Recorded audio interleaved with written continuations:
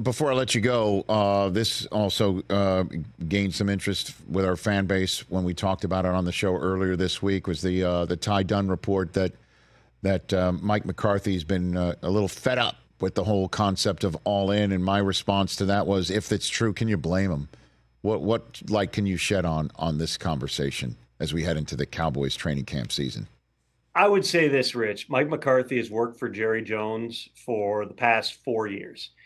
Every day that you work for Jerry Jones, who is a brilliant businessman, you know Jerry might decide to go on the radio or talk to the media after a game or say something that generates some type of buzz and creates things that then you're answering for the following week. Jerry saying all in, I believe that happened at the Senior Bowl, is just one little fleck of paint in the tapestry of everything that Jerry Jones has surrounding that organization all the time, which certainly from a business perspective has helped Jerry Jones be a very, very, very rich man. At times from a football perspective, maybe some of that stuff is disadvantageous. I don't believe that Mike McCarthy is thrown by any of that at this point because he knows Jerry. He knows the conversations that he has personally with Jerry Jones. Now, when there's a lot of wisecracks on social media about every time they sign another UFL player of all in, Cowboys are all in, like it becomes more, I think, of a media thing than anything else here. No, I don't believe that Mike McCarthy is in any way affected by something Jerry Jones says, just because Jerry does so much.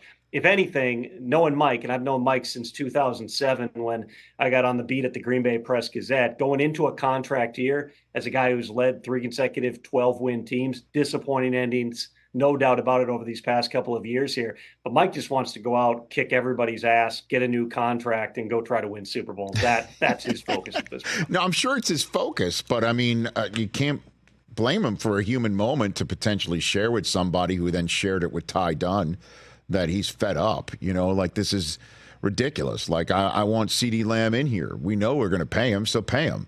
I want Dak Prescott to not have all these questions asked of him, so pay him. Micah Parsons, the whole business.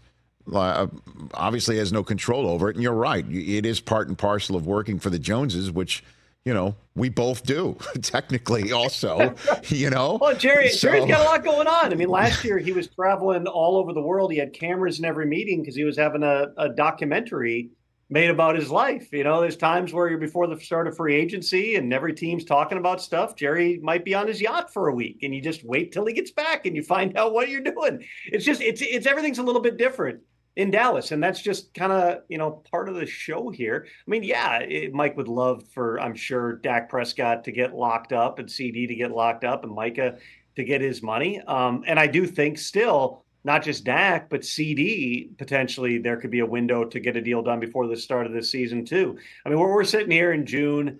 There's a long way to go still, a couple of months until the start of training camp. I think that, as we've discussed many times, Rich, over the past several months here, a lot of other franchises would have been proactive in these types of situations with their franchise players, with their head coach. I can't remember any other team going into training camp potentially with their quarterback and their head coach, both headed into contract years. But again, Dallas is its own animal. Everybody knows that, that's why, it's kind of, I chuckle every time that people keep bringing up the idea, and we're at the end of last season of could Bill Belichick work for Jerry Jones? And I just have these visions of the Cowboys suffer a tough loss in week 1 and Bill's walking out of the locker room and Jerry's got every camera around him and is sounding off on what they called on 3rd and 8 on defense in the 4th quarter. I don't see that match being able to happen, even though I know there's certainly mutual respect and a friendship between those guys. Catch the Rich Eisen Show every single day on the Roku channel, 12 to 3 Eastern, for free.